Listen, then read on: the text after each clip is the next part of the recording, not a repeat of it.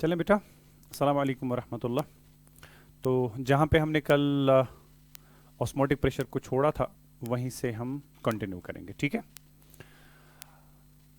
मैंने कल osmotic pressure के बारे में जो भी थ्योरेटिकली आपको सारा पता होना चाहिए, everything I have told you, right. And अब जाके कुछ क्वेश्चंस के साथ बेटा इस कॉन्सेप्ट को खत्म करेंगे and then will be switching to the abnormal molecular masses and van't Hoff factor, ठीक है। तो कुछ क्वेश्चंस की हम बात करेंगे बेटा, that will be on your screen now here.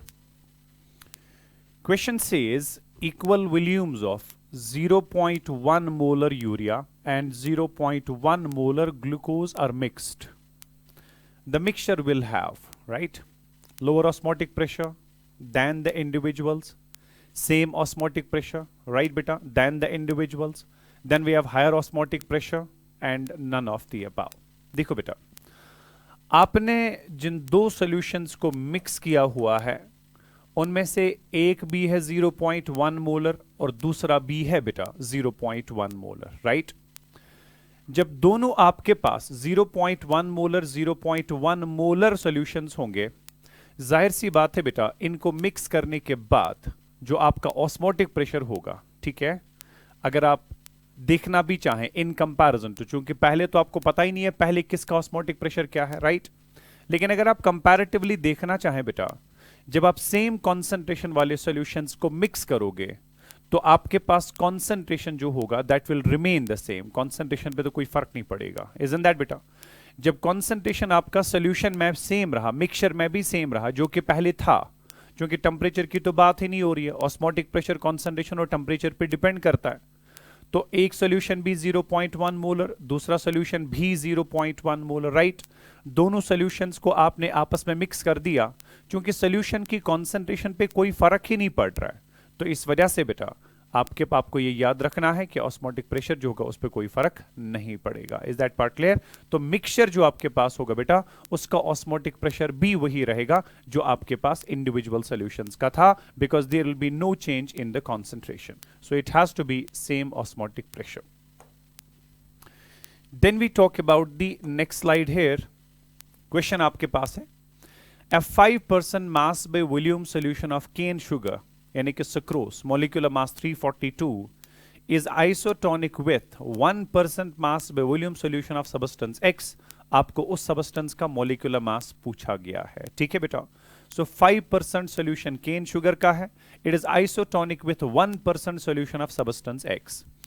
आपको बेटा पता है कि जब भी हम isotonic solutions की बात करते थे, आइसोटोनिक सॉल्यूशंस के लिए मैंने कल डिफरेंट इक्वेशंस, डिफरेंट रिलेशंस आपको निकाल के दी थी।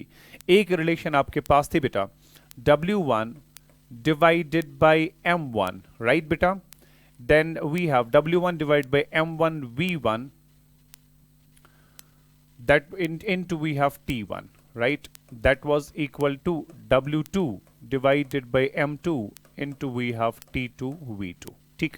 ये हमारे पास बेटा इक्वेशन थी जो मैंने कल आपको बेटा निकाल के भी दी थी फॉर आइसोटोनिक सॉल्यूशंस, क्योंकि क्वेश्चन वहीं से कहता है आइसोटोनिक सॉल्यूशंस है, ठीक है। And one solution is 5% mass by volume, यानी कि उसमें 5 ग्राम सॉल्यूट के प्रेजेंट है इन 100 ml ऑफ द सॉल्यूशन।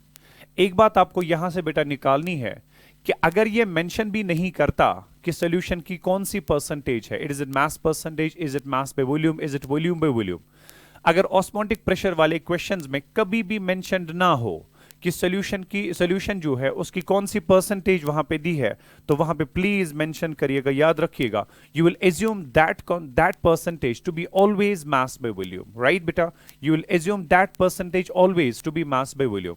तो आपके पास यहां पे मास ऑफ सोल्यूट जो है that is basically given to be 5 grams and volume of solution is 100 millilitres. अब आप ये कहेंगे सर आपने कल कहा था कि वॉल्यूम ऑफ सोल्यूशन जो है that has to be taken in litres, क्या हमें यहां पे 0.1 लिखना है या हमें यहां पे 100 लिखना है, ठीक है ना। तो प्लीज याद रखिएगा वो जो रेस्ट्रिक्शन वॉल्यूम के यूनिट्स पे थी that was because of the gas constant R, pi is equal to CRT।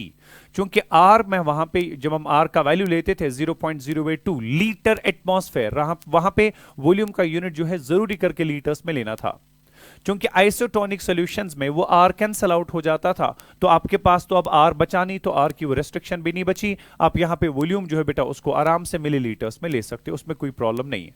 लेकिन हाँ, अगर आपने यहां से वॉल्यूम लिया मिलीलीटर्स में, वहां से भी आप वॉल्यूम जो है मिलीलीटर्स में ही लेंगे ताकि इक्वेशन डायमेंशनली करेक्ट हो जाए। ठीक है, सो पहला सॉल्यूशन जो आपके पास था, it was 5% mass by volume, that means 5 grams of solute are present in 100 ml of the solution. I'll just write it as 100 into इसका molecular mass जो है that has been given to be 342, right बेटा?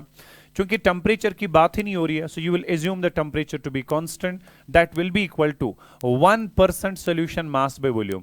So mass of solute बनेगा 1, उसका molecular mass जो है वो आपको पूछा गया है, into volume फिर से बनेगा आपका 100, ये 100 आपका बेटा कैंसल आउट हुआ। So अगर आप molecular mass of substance 2 निकालना चाहें, that should be equal to 342 divided by 5, right बेटा? अगर आप इसको सिंप्लीफाई करेंगे, ये हो गया 5 6 are 30, then we have 5 8 are 40, right?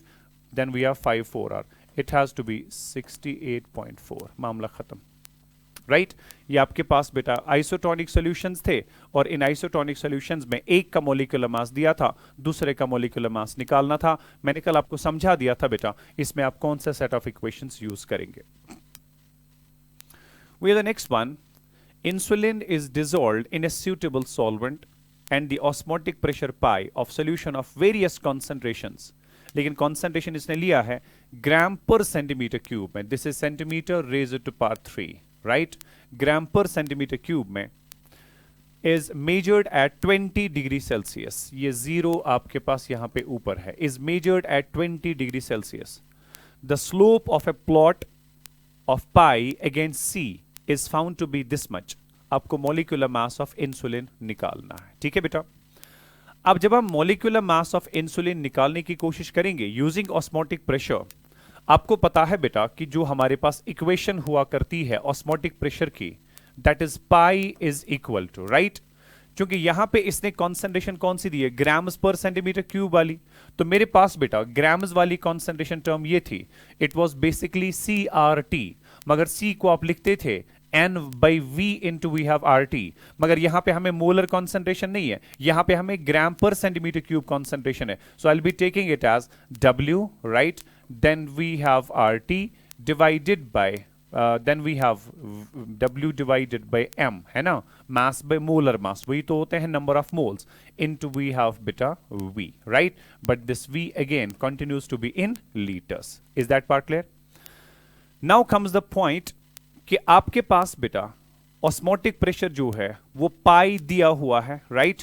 लेकिन आपने यहां पे कॉन्सेंट्रेशन जो लिया वो किस में लिया है बेटा, वो सॉरी ग्राम पर सेंटीमीटर क्यूब, तो आपने वॉल्यूम जो है उसको मिलीलीटर्स में कन्वर्ट किया है। यू नो, जब भी आप वॉल्यूम को मिलीलीटर्स में कन्वर्ट करते हो, ठीक है ना, तो I will put it this way, the pi should be equal to, ये आपके पास आएगा W into we have RT into we have molecular mass into we have volume in milliliters divided by 1000, right? वही 1000 जो है वो यहाँ पे ऊपर मल्टीप्लाई हो जाएगा। ये आप ऑलरेडी जानते हैं बेटा, जब भी आप वॉल्यूम को लीटर से मिलीलीटर्स में कन्वर्ट करना चाहते, मिलीलीटर्स के बजाय आप वॉल्यूम लिखना चाहते हैं इन टर्म्स ऑफ मिलीलीटर्स, आपको पता है कि दैट मिलीलीटर वॉल्यूम को आपने डिवाइड करना है 1000 से, तब जाके ही आपका वॉल्यूम जो है वो लीटर वॉल्यूम बन जाता है, ठीक है? ये कन्वर्शन आप 12th में भी सीख चुके हैं, कॉन्सेंट्रेशन टर्म्स में भी ये कन्वर्शंस में आपको बेटा बता चुका हूं। बहरहाल, तो पाई जो आपके पास है that comes out to be WRT into we have 1000 divide by M into V in millilitres. Fine,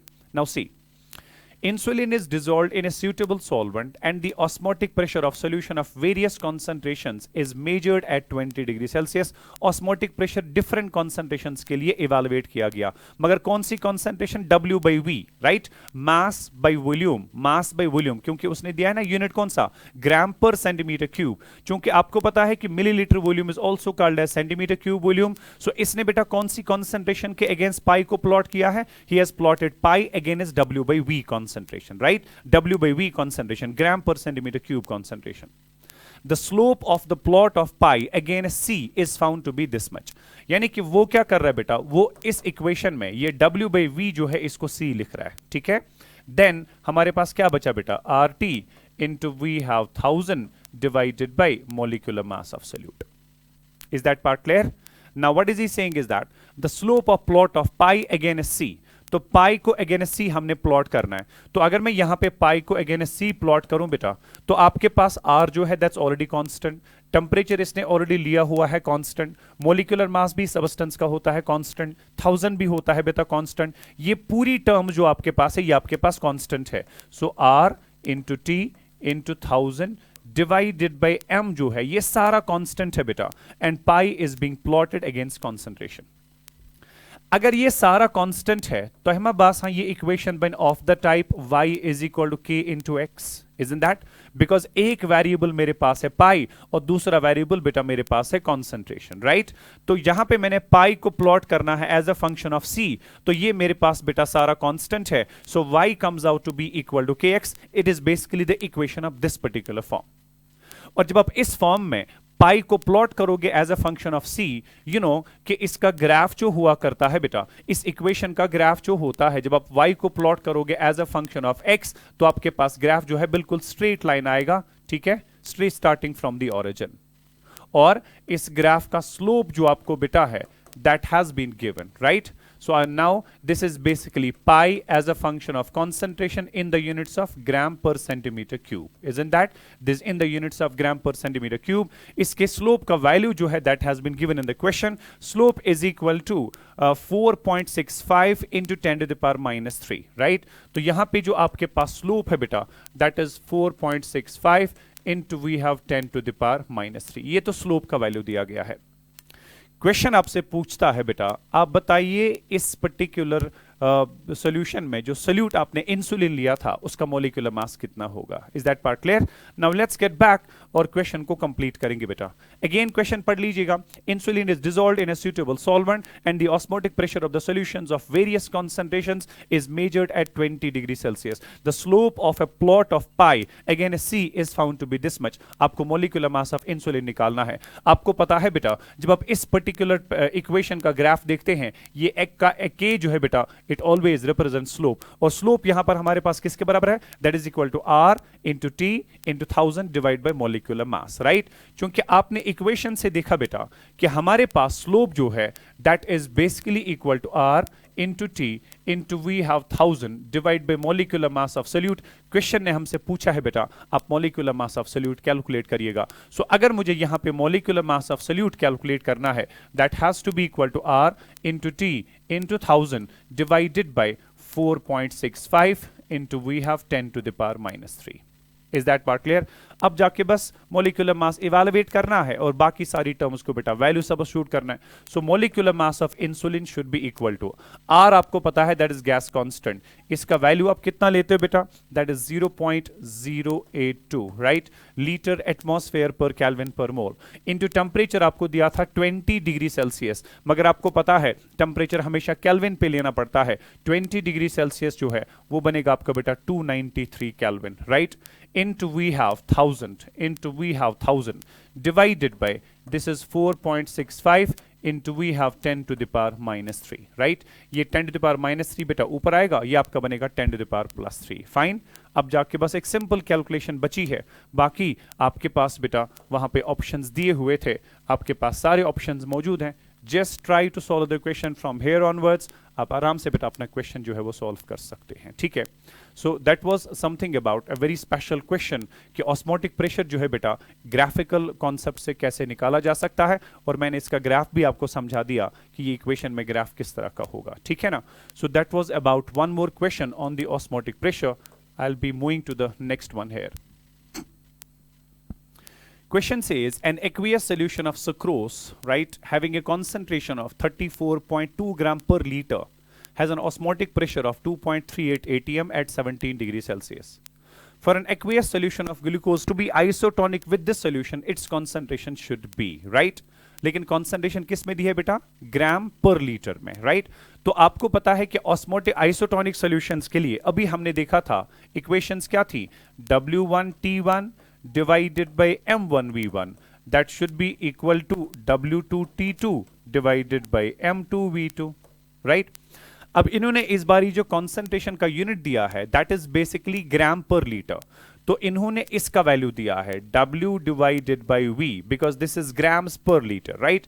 इस कॉन्सेंट्रेशन का वैल्यू इन्होंने दिया हुआ है। So I will take this term as C1 और I can say this is C1 divided by, चूंकि temperature की तो बात ही नहीं हो रही, टेम्परेचर कांस्टेंट है एट 17 डिग्री सेल्सियस, तो ये T1 T2 जो है बेटा वो सेम होगा, divided by molecular mass M1, that has to be equal to ये W2 बाई V2 जो है बेटा, मैं इसको लूंगा कॉन्सेंट्रेशन C2 डिवाइडेड बाई आपके पास है बेटा molecular mass M2 of glucose, right.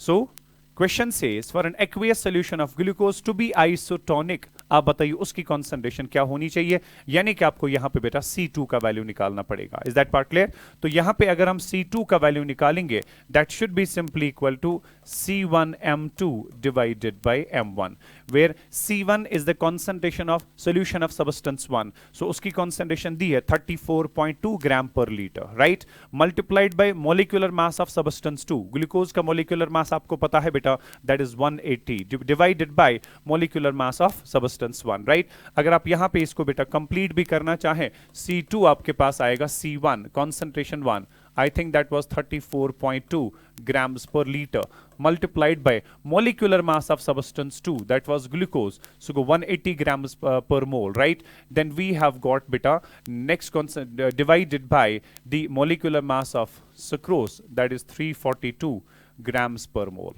ठीक है ना, और it is आपका grams per mole, ठीक है।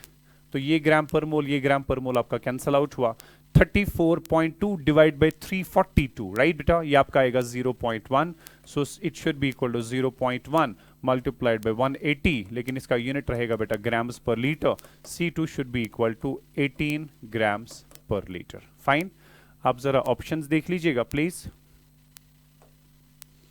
18 ग्राम्स पर लीटर, ये है ऑप्शन सी आपका, ठीक है ना।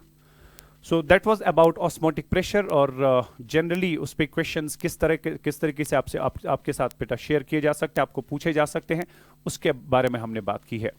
बिसाइड्स दैट आपकी ऑब्जेक्टिव बुक आपके पास हमेशा हुआ करती है, प्लीज प्लीज एंड प्लीज वहां से कुछ और भी क्वेश्चंस आप सॉल्व कर दीजिएगा, ठीक है। If you need any help in any question you can just text me on my WhatsApp. Thank you so much, will just move on to the next one.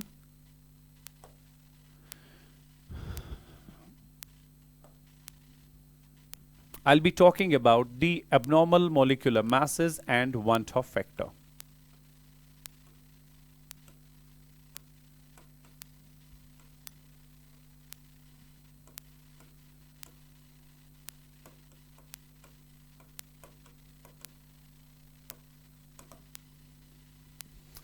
Abnormal molecular masses and One Top factor, ठीक है। देखिए बेटा,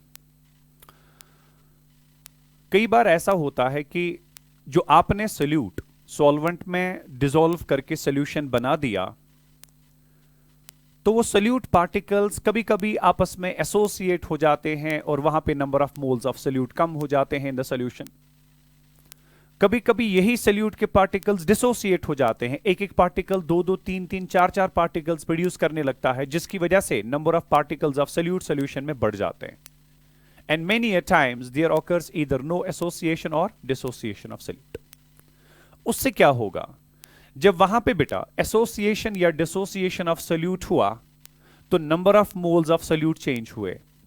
आपको पता है कि colligative property का value जो है it is directly proportional to the number of moles of solute, right. जब एसोसिएशन या डिसोसिएशन ऑफ सोल्यूट की वजह से नंबर ऑफ मोल्स में कोई भी चेंज आ गया, अकॉर्डिंगली कोलिगेटिव प्रॉपर्टी में चेंज आ जाएगा। क्योंकि आपको यह भी पता है बेटा कोलिगेटिव प्रॉपर्टी और मॉलिक्यूलर मासेस के बीच में हमेशा इनवर्स रिलेशनशिप होता है। आप कोई भी इक्वेशन देखिए कोलिगेटिव प्रॉपर्टी की, हर एक इक्वेशन कोलिगेटिव प्रॉपर्टी जो है बेटा उसमें कोलिगेटिव प्रॉपर्टी और मॉलिक्यूलर मास के बीच में इनवर्स रिलेशनशिप है। Suppose you write delta P by P naught is equal to chi B के बदले में आपने लिखा था N B by N A, N B by N A मतलब था एन बी मतलब था W B divided by M B, right. So delta P by P naught is a colligative property और राइट साइड से denominator में आपका बेटा M B जाता था। आप एलिवेशन एंड बॉइलिंग पॉइंट की बात करें, delta T B was equal to K B into molality, molality was W B by M B again. So again M B और डेल्टा टी बी के बीच में इनवर्स रिलेशनशिप थी। In fact कोई भी कॉलिगेटिव प्रॉपर्टी की इक्वेशन की बात करेंगे बेटा, कॉलिगेटिव प्रॉपर्टी का वैल्यू और मॉलिक्यूलर मास के बीच में हमेशा इनवर्स रिलेशनशिप हुआ करती है। तो जब number of moles of solute solution में चेंज हुए, कॉलिगेटिव प्रॉपर्टी के वैल्यू में एक चेंज आ जाएगा। जब इसमें कोई चेंज आया, मॉलिक्यूलर मास में भी चेंज जरूर आ जाएगा। तो कॉलिगेटिव प्रॉपर्टीज की इक्वेशंस को यूज करके जब आप मॉलिक्यूलर मास निकालते थे बेटा, जब वहां पे कॉलिगेटिव प्रॉपर्टी में ही कोई चेंज आ गया तो मॉलिक्यूलर मास जो है वो सही नहीं निकलता है, और वो जो आपके पास बेटा गलत मॉलिक्यूलर मास वहां पे निकलता है, जो गलत वैल्यू मॉलिक्यूलर मास की आपके पास आती है, उसको आप कहते हैं एबनॉर्मल मॉलिक्यूलर मास। तो ये जो एबनॉर्मेलिटी मॉलिक्यूलर मास में आती है, this abnormality is always due to either the association or the dissociation of solute. अब मसला यह है कि जो भी हमारी कॉलिगेटिव प्रॉपर्टीज की इक्वेशंस थी बेटा, उन सब इक्वेशंस का, उन सारे कॉन्सेप्ट्स का एक इंपॉर्टेंट और कॉमन एप्लीकेशन पार्ट था that you can use them to determine the molecular masses of non volatile solutes. लेकिन अब चूंकि जब सोल्यूट का वहां पे एसोसिएशन या डिसोसिएशन हो गया, तो आपके पास number of moles of solute change होने की वजह से कॉलिगेटिव प्रॉपर्टी का वैल्यू कुछ और आता है, जिसकी वजह से सही मॉलिक्यूलर मास निकालना उन इक्वेशंस को यूज करके पॉसिबल नहीं है। या तो ऐसा करना है कि इक्वेशंस को ड्रॉप कर दीजिएगा, कॉन्सेप्ट को ड्रॉप कर दीजिएगा, मॉलिक्यूलर मास किसी और तरीके से निकालें, या तो यह है कि इन इक्वेशंस को मॉडिफाई करने की जरूरत है, ताकि अगर कभी एसोसिएशन भी हो जाए, अगर कभी डिसोसिएशन भी हो जाए, या कभी कोई एसोसिएशन भी नहीं हुआ, कोई डिसोसिएशन भी नहीं हुआ, हम इन इक्वेशंस को ऐसे मॉडिफाई करने चाहिए ताकि बेटा हम इन इक्वेशंस को हर एक सिचुएशन में इस्तेमाल कर सकें और मॉलिक्यूलर मास सही तरीके से निकाल पाएं। For that purpose, Van 't Hoff introduced a concept that is called as the Van 't Hoff factor, जो कि बेटा एक modification factor है in all the colligative property equations। और वो कैसे बेटा हम उसमें इंट्रोड्यूस करेंगे, will be talking about that later on. फिलहाल हम बात करेंगे बेटा यहाँ पे about the one Hoff factor आई हमारे पास क्या होता है, ठीक है बेटा। So this was about the colligative properties की मॉलिक्यूलर मासेस वगैरह के साथ क्या रिलेशनशिप रहती है, नंबर ऑफ मोल्स के साथ क्या रिलेशनशिप रहती है। उसके बाद बेटा हम बात करेंगे वन टॉप फैक्टर क्या है।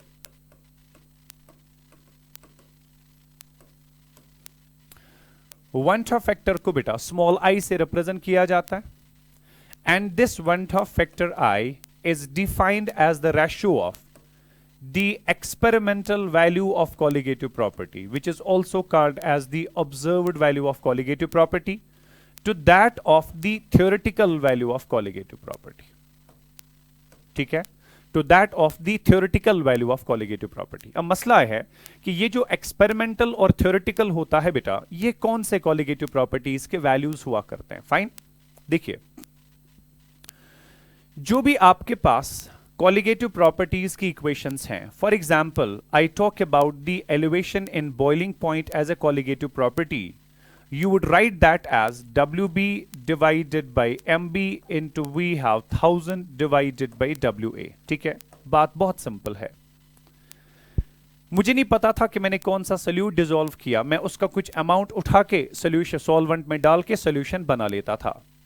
मुझे पता होती थी कि मैंने कितना मास सोल्यूट का डिसॉल्व किया हुआ है, कितने मास ऑफ सॉल्वेंट में डिसॉल्व किया हुआ है, लेकिन वो सोल्यूट कौन सा था सपोज मुझे नहीं पता, मुझे मॉलिक्यूलर मास के बारे में कोई इंफॉर्मेशन नहीं।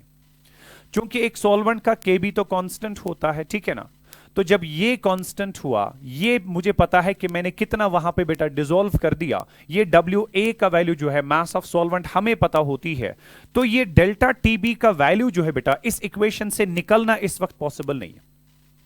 तो ये डेल्टा TB का वैल्यू आप लाते कहां से थे ताकि आप मॉलिक्यूलर मास निकाल सकें? बेसिकली ये डेल्टा TB जो है आप एक्सपेरिमेंटली लाते थे। ऑस्मोटिक प्रेशर को अगर आप यूज करते थे तो बर्कले हार्टले मेथड को यूज करके इस कॉलिगेटिव प्रॉपर्टी का वैल्यू ऑब्टेन किया जाता था। अगर आपने फ्रीजिंग पॉइंट डिप्रेशन को यूज किया as a colligative property to determine the molecular mass, आप क्रायोस्कोपी को यूज करके इस कॉलिगेटिव प्रॉपर्टी का एक्चुअल वैल्यू निकालते थे, एक्सपेरिमेंटल वैल्यू निकालते थे। इसी तरह से बेटा अगर आपने किसी और प्रॉपर्टी को, कॉलिगेटिव प्रॉपर्टी को यूज किया, तो आप बेटा उस कॉलिगेटिव प्रॉपर्टी को एक्सपेरिमेंटल डेटा से आपको मॉलिक्यूलर मास वहां से कॉलिगेटिव प्रॉपर्टी की जो भी वैल्यू मिला करती थी, वही कॉलिगेटिव प्रॉपर्टी इस इक्वेशन में सब्स्टिट्यूट करके बेटा आप मॉलिक्यूलर मास निकालते थे। तो असल में इसका मतलब यह हुआ कि इन कॉलिगेटिव प्रॉपर्टी इक्वेशंस में जो ये कॉलिगेटिव प्रॉपर्टी का वैल्यू आप सब्स्टिट्यूट करके मॉलिक्यूलर मास निकालते थे, ये हमेशा असल में एक्सपेरिमेंटल वैल्यू होता था कॉलिगेटिव प्रॉपर्टी का, which is also called as the observed value of colligative property. Is that part clear? और याद रखना दूसरी बात, जो ये वाला साइड होता है, ठीक है ना, क्योंकि इसमें WB/MB रिप्रेजेंट करता है number of moles of solute, वर्बुजो का, इसमें WB/MB रिप्रेजेंट करता है number of moles of solute, right?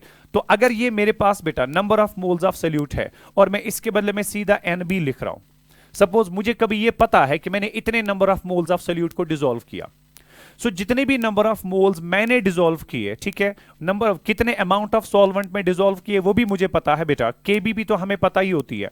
तो अगर मैं ये सारे वैल्यूज यहां पे सबस्टिट्यूट करूं बेटा, जो वैल्यू यहां पे कॉलिगेटिव प्रॉपर्टी का इस थ्योरेटिकल इक्वेशन से मिलेगा, उस वैल्यू को बेटा कहा जाता है theoretical value of colligative property. तो आपको यह चीज थोड़ा समझना है कि इन कॉलिगेटिव प्रॉपर्टी इक्वेशंस का जो लेफ्ट हैंड साइड होता है वो असल में रिप्रेजेंट करता है experimental value of colligative property, और जो राइट साइड आपके पास होता है बेटा, ये असल में रिप्रेजेंट करता है theoretical value of colligative property. Because this value also gives you the value of colligative property, मगर ये जो वैल्यू आपको यहां से मिलता है बेटा, ये वैल्यू ऑफ कॉलिगेटिव प्रॉपर्टी आपको किस बेसिस पे मिलता है? ये आपको सिर्फ एक बेसिस पे मिलता है बेटा, जब आप थ्योरेटिकली अपना डेटा सबस्टिट्यूट करते हो, मैंने इतने मोल सोल्यूट के डिसॉल्व किए थे in this much amount of the solvent, ठीक है बेटा, तो यहां पे फिर वो सबस्टिट्यूट करके आपको जो वैल्यू ऑफ कॉलिगेटिव प्रॉपर्टी मिलता है वो आपने थ्योरेटिकल बेसिस पे लिया, आपने कोई एक्सपेरिमेंटली वहां पे कोई चीज नहीं करी बेटा। थ्योरेटिकली आपने सोचा अगर मैं इतने नंबर ऑफ मोल्स इतने मास में डिसॉल्व करूं, सॉल्वेंट का के भी ये है, तब जाके कॉलिगेटिव प्रॉपर्टी का वैल्यू कितना आएगा। मैं कोई एक्सपेरिमेंट नहीं कर रहा हूं, मैं थ्योरेटिकल इक्वेशन में डेटा सबस्टिट्यूट करके अपना कॉलिगेटिव प्रॉपर्टी का वैल्यू जो है उसको देखना चाहता हूं कितना आना चाहिए, राइट? तो वो जो कॉलिगेटिव प्रॉपर्टी का वैल्यू है बेटा, that is basically the theoretical value. So आपको यह चीज दिमाग में रखना है कि इस इक्वेशन का लेफ्ट हैंड साइड असल में हमें एक्सपेरिमेंटल वैल्यू कॉलिगेटिव प्रॉपर्टी का बताता है, और इसका राइट हैंड साइड जो है वो हमें थ्योरेटिकल वैल्यू कॉलिगेटिव प्रॉपर्टी का बता देता है, ठीक है ना? अब देखिए, क्योंकि I जो है that is equal to CP experimental divided by CP theoretical, right? मगर आपको यह पता है बेटा, CP एक्सपेरिमेंटल जो है it depends upon the observed number of moles, यानी कि सॉल्यूशन में एक्चुअली कितने नंबर ऑफ मोल जो है प्रोड्यूस हो जाते हैं आफ्टर एसोसिएशन और डिसोसिएशन। तो चूंकि इसके साथ डायरेक्ट रिलेशनशिप है, I'll write it as NB observed divided by CP theoretical जो है बेटा, इसकी डायरेक्ट रिलेशनशिप किसके साथ होगी? मैंने कितने मोल्स डिसॉल्व किए थे, राइट बेटा, इरेस्पेक्टिव ऑफ द फैक्ट क्या उसका वहां पे एसोसिएशन हुआ, क्या इसका वहां पे डिसोसिएशन हुआ, वहां पे जो भी वैल्यू थ्योरेटिकल है बेटा वो सिर्फ मेरे नंबर ऑफ मोल्स पे डिपेंड करता है, मैंने कितने डिसॉल्व किए, और उन नंबर ऑफ मोल्स को बेटा कहते हैं theoretical number of moles, right? So I जो है उसको या तो इस रेशियो से डिफाइन किया जाएगा या तो इस रेशियो से डिफाइन किया जाएगा। मगर आपको यह भी पता है बेटा कि CP एक्सपेरिमेंटल की एक्सपेरिमेंटल मॉलिक्यूलर मास के साथ इनवर्स रिलेशनशिप, CP थ्योरेटिकल की थ्योरेटिकल मॉलिक्यूलर मास के साथ इनवर्स रिलेशनशिप। तो इस वजह से बेटा जब इनवर्स रिलेशनशिप हुई तो it should be equal to, I should be also equal to, I can write it as this is molecular mass theoretical divided by this is molecular mass observed. Is that part clear? So I जो है बेटा इसको इन तीन तरीकों से define किया जा सकता है, right? So that was actually one Hoff factor क्या होता है। अब जाके हम इसको इंट्रोड्यूस कैसे करेंगे बेटा, that we have to understand. Okay, so van't Hoff factor मैंने आपके लिए इंट्रोड्यूस किया, क्या था, आगे चलते हैं। अब वन टॉप फैक्टर जो है इसके तीन पॉसिबल वैल्यूज हो सकते हैं डिपेंडिंग अपॉन क्या वहां पे सॉल्यूशन में सोल्यूट का एसोसिएशन हुआ या डिसोसिएशन हुआ, या कोई एसोसिएशन कोई डिसोसिएशन नहीं हुआ, राइट? तो मैं तीनों केसेस की बात करूंगा बेटा। सबसे पहला केस जो है that is no association oblique no dissociation. अगर कभी कोई एसोसिएशन कोई डिसोसिएशन नहीं हुआ, ठीक है, इन दैट केस क्या होगा, जो भी आपके पास observed number of moles होंगे solute के in the solution phase, they will be simply equal to the theoretical number of moles. जितने आपने dissolve किए थे उतने ही वहां पे बिल्कुल आपको मिलेंगे। जब ये दोनों बराबर बराबर हुए तो that means बेटा जो observed value colligative property का होगा that will be equal to the theoretical value of colligative property. That means जो observed molecular mass आपको मिलेगा that will be equal to the theoretical molecular mass, right? And that simply means कि i factor जो होगा बेटा that will be equal to 1, right. Now the point is कि हम कब एक्सपेक्ट करेंगे कोई सल्यूट सॉल्यूशन में जाने के बाद ना ही एसोसिएट होगा ना ही डिसोसिएट होगा। उसके लिए बेटा याद रखना है, जब भी आपका सल्यूट नॉन इलेक्ट्रोलाइट होगा, जब भी आपका सल्यूट नॉन इलेक्ट्रोलाइट होगा, यानी कि आयोनाइज गसान क्या है, ठीक है गोबर, अगर आप इस नॉन इलेक्ट्रोलाइट सॉल्यूट को किसी भी सॉल्वेंट में डिसॉल्व करेंगे, उसका ना ही वहां पे कोई एसोसिएशन होता है ना ही वहां पे कोई डिसोसिएशन हो जाता है, ठीक है। आप यूरिया को वाटर में डिसॉल्व करिए, नॉन इलेक्ट्रोलाइट है, कोई एसोसिएशन नहीं, कोई डिसोसिएशन नहीं।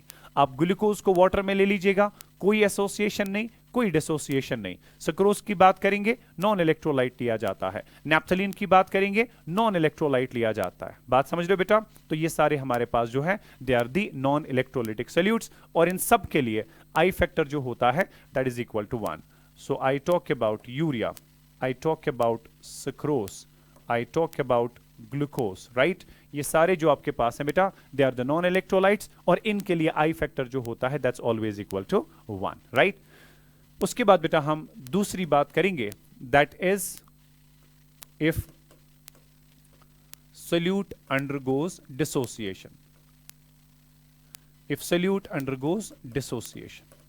अगर कभी ऐसा हुआ कि आपने सल्यूट को सॉल्वेंट में डिसॉल्व कर दिया और वो सल्यूट के पार्टिकल्स बेटा डिसोसिएट होके एक एक पार्टिकल ज्यादा नंबर ऑफ पार्टिकल्स प्रोड्यूस करने लगा, जब सल्यूट में डिसोसिएशन हो जाता है तब जाके, अब सबसे पहली बात आपको यह समझनी है, सर डिसोसिएशन कब हो जाएगा? जब भी आपका सल्यूट इलेक्ट्रोलाइट होगा और वो डिसॉल्व होगा in a polar solvent, right बेटा। So if solute undergoes dissociation, मगर वो कब होगा? जब आपका इलेक्ट्रोलिटिक सल्यूट, राइट, डिसॉल्व होगा इन पोलर सॉल्वेंट, डिसॉल्व होगा in polar solvent like water, right. So जब भी आपका कोई इलेक्ट्रोलाइट डिसॉल्व होगा in polar solvent like water, तब जाके बेटा याद रखना डिसोसिएशन हो जाता है, ठीक है। अब मसला है कि डिसोसिएशन क्यों होगा? क्योंकि आपको पता है कि इलेक्ट्रोलाइट खुद भी पोलर होता है और यहां से सॉल्वेंट भी पोलर, लाइक डिसॉल्व्स लाइक, तो पोलर सॉल्वेंट के साथ वो सल्यूट के पार्टिकल्स रहना पसंद करेंगे, जिसकी वजह से इलेक्ट्रोलाइट अपने आयंस प्रोड्यूस करेगा बेटा, एक एक पार्टिकल 2 2 3 3 4 4 पार्टिकल्स प्रोड्यूस करेगा, दैट्स व्हाई वहां पे डिसोसिएशन हो जाता है।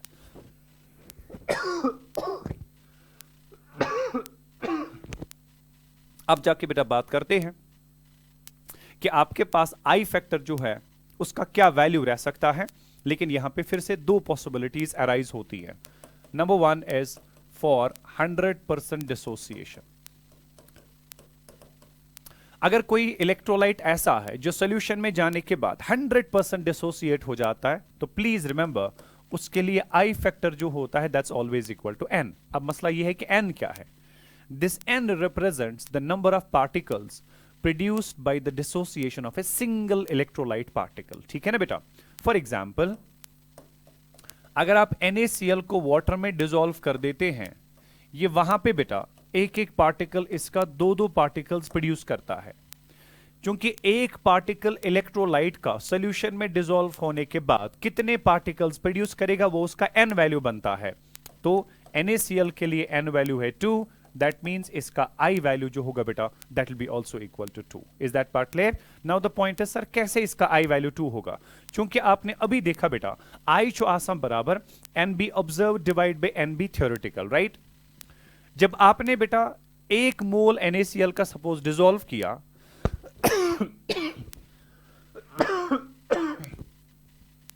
1 मोल NaCl का डिसॉल्व होने के बाद सॉल्यूशन में जब उसका हर एक पार्टिकल आयोनाइज हुआ, तो एक पार्टिकल ने 2 2 पार्टिकल्स, मतलब 1 मोल ने 2 मोल्स प्रोड्यूस किए, तो वहां पे observed number of moles will be equal to 2, लेकिन थ्योरेटिकली तो आपने एक ही मोल डिसॉल्व किया था, सो थ्योरेटिकल मोल्स आपके पास आएंगे 1। तो ये रेशियो किसके बराबर आएगा बेटा? That will be equal to 2/1, as simple as that. तो I will be equal to 2/1, that makes it 2, as simple as that. तो आपके पास बेटा इस पर्टिकुलर केस के लिए n वैल्यू था 2, that means i value will be also equal to 2।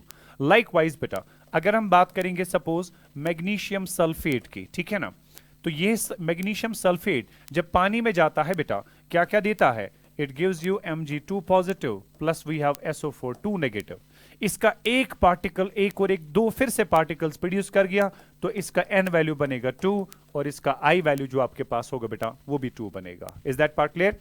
इसी तरह से कुछ और एग्जांपल्स की बात करेंगे हम. Suppose I talk about Al2SO4 whole thrice, right. इसका एक पार्टिकल आयोनाइज होने के बाद क्या क्या देगा? 2 कैटाइंस देगा एल्यूमिनियम के और 3 एनाइंस देगा SO4 के. 3 और 2 कितने हो गए बेटा? 5. तो इसके लिए n वैल्यू जो है दैट्स 5, तो I वैल्यू जो होगा बेटा that will be also equal to 5, right. इसी तरह से आपके पास ये कॉम्प्लेक्स है बेटा K4FeCN होल 6. आपको पता है कि जब कोऑर्डिनेशन कंपाउंड्स आयोनाइज हो जाते हैं, ठीक है, तो जो भी कोऑर्डिनेशन स्फीयर के बाहर वाली स्पीशीज होती हैं वो आयोनाइज हो पाती हैं, अंदर वाली स्पीशीज कभी आयोनाइज नहीं हो पाती. अब अगर बाहर वाली स्पीशीज आयोनाइज होती हैं तो ये देगा 4 टाइम्स K पॉजिटिव और इस स्पीशीज पे आएगी टोटल चार्ज बेटा 4 नेगेटिव.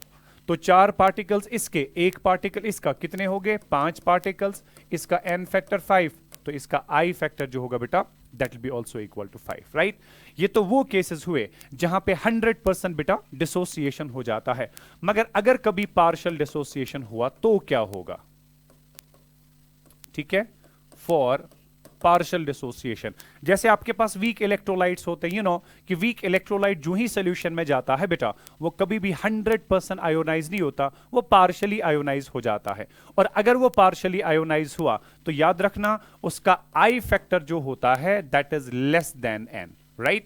उसका I फैक्टर जो होता है that's not equal to n, that's less than n. और रिलेशन याद रखना I चौसा बराबर 1 minus alpha plus we have n times alpha, where alpha is the degree of dissociation, right, where alpha is the degree of dissociation. अब मसला है कि ये रिलेशन हमारे पास आया किस तरह से, वो भी बेटा आप आराम से समझ सकते हो, बिल्कुल एक सिंपल सा कॉन्सेप्ट है. फॉर एग्जाम्पल मेरे पास कोई वीक इलेक्ट्रोलाइट है An. You know weak electrolytes जब भी आयोनाइज होते हैं they come in equilibrium, right, they come in equilibrium with its own particles. तो ये जो इक्विलिब्रियम यहां पे सेटअप होता है An in equilibrium with Na, fine. Suppose मैंने इसके इनिशियल मोल्स जो है बेटा वो 1 लिए हुए थे, ठीक है, इसके इनिशियल मोल्स मैंने 1 लिए हुए थे. जाहिर सी बात है बेटा इसके इनिशियली कितने मोल्स होंगे? 0, राइट. आपको पता है कि डिग्री ऑफ डिसोसिएशन को डिफाइन किया जाता है कितने नंबर ऑफ मोल्स इसके डिसोसिएट होंगे आउट ऑफ टोटल मोल्स जो कि आपने इनिशियली लिए हुए थे, ठीक है ना. सो अगर मुझे नंबर ऑफ मोल्स देखना है कितने डिसोसिएट हुए इसके till equilibrium is attained, so that will be equal to alpha into Ni, fine. या फिर मैं ये कहूं बेटा नंबर ऑफ मोल्स इसके कितने डिसोसिएट हुए up to equilibrium, that will be equal to alpha into Ni. चूंकि इनिशियली मैंने 1 मोल कंसीडर किया था, so Nd will be equal to alpha. जरूरी नहीं है कि आप इसका 1 मोल ही कंसीडर करें, कुछ भी नंबर ऑफ मोल्स कंसीडर करें, you will always get this expression. ये एक्सप्रेशन आपको बेटा तो भी यही मिलेगा, लेकिन बस इतना याद रखना है कि आसानी के लिए हम इनिशियली 1 मोल ऑफ रिएक्टेंट जो है उसको कंसीडर करते हैं, ठीक है. जब मैंने इनिशियली इसका 1 मोल कंसीडर किया, क्या इसके कुछ ना कुछ नंबर ऑफ मोल्स डिसोसिएट हो जाएंगे अप टू इक्विलिब्रियम? यस. अगर ये स्ट्रॉन्ग इलेक्ट्रोलाइट होता तो 100% डिसोसिएट होता, but being a weak electrolyte ये पार्शियली आयोनाइज होगा. पार्शियली आयोनाइज होने का मतलब यह है कि इसके कुछ ना कुछ मोल्स बेटा आयोनाइज हो जाएंगे अप टू इक्विलिब्रियम, मगर कितने आयोनाइज होंगे? They will be equal to alpha. अब अगर इसके अल्फा मोल्स डिसोसिएट हुए, क्योंकि इसका एक पार्टिकल इसके n पार्टिकल्स प्रोड्यूस करता है, तो ये कितना प्रोड्यूस होगा up to equilibrium? That will be equal to n alpha moles, right. उसके बाद अगर आपको देखना है इक्विलिब्रियम में कौन कितना मौजूद है, ठीक है, इक्विलिब्रियम मोल्स इक्विलिब्रियम में कौन कितना मौजूद है, ये पहले हमारे पास था 1 मोल, इसमें से अल्फा मोल्स रिएक्ट कर चुके हैं, तो ये कितना बचेगा? 1 माइनस अल्फा. ये हमारे पास पहले कुछ भी नहीं था, तो ये आपके पास n अल्फा मोल्स आ गए. अब अगर आपको देखना है कि नंबर ऑफ मोल्स कितने हमने ऑब्जर्व किए in the equilibrium mixture, that observed moles will be equal to इसके कितने बचे हैं that is 1 minus alpha plus इसके कितने बने हैं that is n times alpha. वही मैंने कहा था बेटा. So number of moles observed in the equilibrium mixture finally is 1 minus alpha plus n times alpha.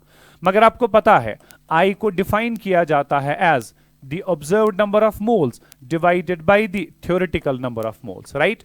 क्योंकि आपने बेटा observed number of moles देखे 1 minus alpha plus n times alpha divide by theoretically आपने कितने moles लिए थे बेटा? इसका 1 mole लिया था, so I comes out to be 1 minus alpha plus we have n alpha. वही मैंने कहा था बेटा कि I फैक्टर तब जाके किसके बराबर होता है? That's 1 minus alpha plus we have n times alpha. Is that part clear? अच्छा, अब अगर यहां से कभी कभी आपको बेटा आई फैक्टर निकालने के बजाय अल्फा का वैल्यू निकालना पड़ा, ठीक है, तो क्या कर सकते हैं? ये 1 यहां पे शिफ्ट कर दीजिएगा, ये आपके पास बनेगा बेटा I minus 1, as simple as that, right? ये 1 मैंने शिफ्ट कर दिया, so N alpha minus alpha में से अगर अल्फा कॉमन निकाला जाए तो अंदर क्या बचेगा बेटा? अंदर बचेगा n minus 1 is equal to this, right? ये 1 मैंने शिफ्ट कर दिया, वहां बचा एन अल्फा माइनस अल्फा, उसमें से मैंने बेटा अल्फा कॉमन निकाला, वहां बचा एन माइनस 1, राइट? तो अगर हम यहां पे अल्फा की इक्वेशन निकालेंगे, so i minus 1 divided by n minus 1।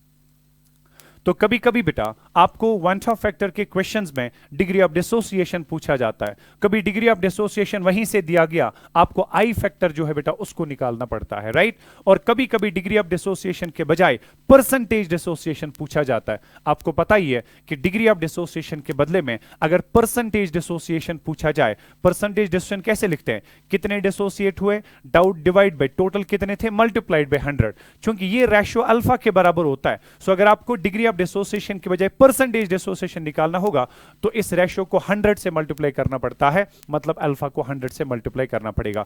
सो जो भी वैल्यू आपको अल्फा का इस पर्टिकुलर इक्वेशन से मिलेगा उसको 100 से मल्टीप्लाई कर दीजिएगा, वो आपको बेटा परसेंटेज डिसोसिएशन बता देता है। Is that part clear? So that was about कि जब कभी डिसोसिएशन होगा, चाहे कंप्लीट चाहे पार्शियल, तब जाके आई वैल्यू जो है वो किसके बराबर रहता है, वो मैंने आपके सामने बात रख दी है बेटा। उसके बाद मेरा तीसरा केस आएगा, that will B association of solute. Association of solute, पहली बात यह समझनी है कि सॉल्यूशन में एसोसिएशन कब होगा। याद रखना, जब भी आप किसी इलेक्ट्रोलाइट सॉल्यूट को डिसॉल्व करेंगे इन नॉन पोलर सॉल्वेंट, क्योंकि इलेक्ट्रोलाइट छु पान पोलर, सॉल्वेंट छु पान नॉन पोलर बेटा, इमन दोन छन पानवेन एफिनिटी आसान क्या? जब सॉल्यूट की सॉल्वेंट के लिए कोई एफिनिटी नहीं रही तो सॉल्यूट पार्टिकल्स आपस में रहने की कोशिश करते हैं, यानी कि वो आपस में एसोसिएट हो जाते हैं। सो एसोसिएशन कब होगा बेटा? जब इलेक्ट्रोलाइट डिसॉल्व होगा इन नॉन पोलर सॉल्वेंट।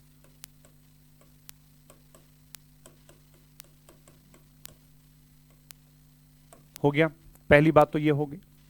उसके बाद जब एसोसिएशन सॉल्यूशन का हो जाता है तो वहां पे जो number of moles of solute particles होंगे observed, right, they will be obviously less than the number of moles of solute which were dissolved theoretically, right?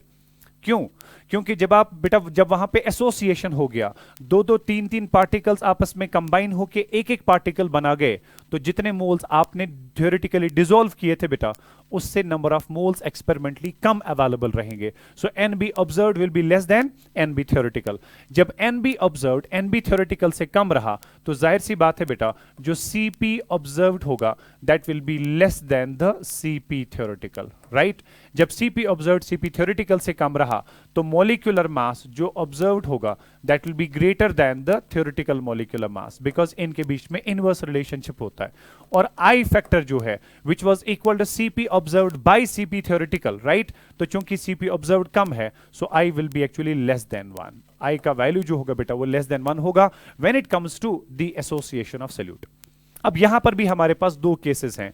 One is the 100% association, for 100% association, ठीक है बेटा? 100% association के लिए याद रखना I factor चुआसा always equal to 1 upon N. अब यहां पे n का मतलब क्या है? ये n रिप्रेजेंट करता है कितने पार्टिकल्स आपस में एसोसिएट होके एक एक पार्टिकल बनाते हैं।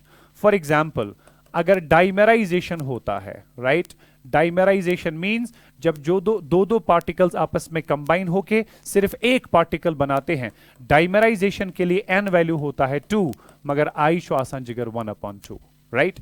इसी तरह से अगर कभी ट्राइमेराइजेशन होता है, राइट, अगर कभी ट्राइमेराइजेशन होता है उसके लिए n वैल्यू होता है 3, क्योंकि तीन तीन पार्टिकल एसोसिएट होके एक पार्टिकल बना रहे हैं, सो आई फैक्टर बनेगा बेटा 1/3।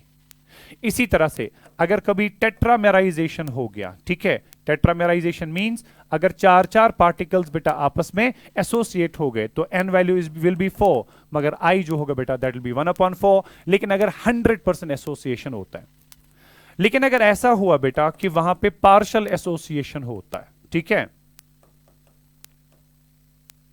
यानी कि जितने भी मोल्स आपने सल्यूट के डिसॉल्व किए थे वो सारे के सारे मोल्स आपस में एसोसिएट नहीं हुए, उनमें से कुछ तो एसोसिएट हो पाए लेकिन कुछ बेटा एज आइसोलेटेड मॉलिक्यूल्स रहे। इन दैट पर्टिकुलर केस जब पार्शियल एसोसिएशन होगा तो आई फैक्टर प्लीज याद रखिएगा that will be equal to 1 minus alpha plus alpha by n, right.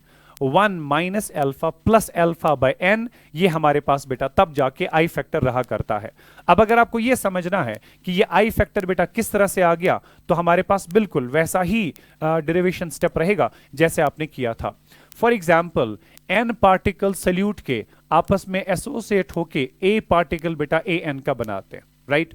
Again suppose बेटा इसके इनिशियल मोल्स हमने लिए थे 1, जाहिर सी बात है इसका इनिशियल मोल हमारे पास आएगा 0।